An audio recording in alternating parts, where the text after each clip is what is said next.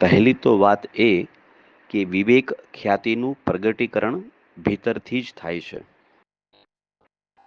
જ્ઞાનનો પ્રકાશ ક્યાંય બહારથી આવતો નથી, એ અંદરથી જ પ્રગટે છે. આ બધું છે તો આપણી ભીતરમાં જ. સમસ્યા છે અશુદ્ધિની. ધરતીના પેટાળમાં પાણી તો છે, પણ એની સાથે સાથે કાંકરા, માટી, પથ્થરો જેવી અશુદ્ધિઓ પણ પડેલી છે.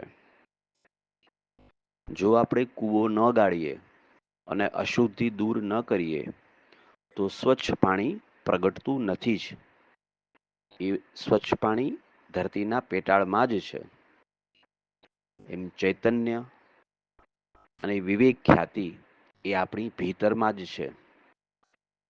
વાત છે ફક્ત અશુદ્ધિ દૂર કરવાની. વિવેક જ્ઞાન બહારથી મળતું નથી, એ અંદરથી આવે છે. એટલે યોગનો માર્ગ અંગોનો અભ્યાસ કરી અને અશુદ્ધિ દૂર કરવાનો છે. સહયોગથી સમાધિ. સ્વામી બ્રહ્મ વેદાંતજી.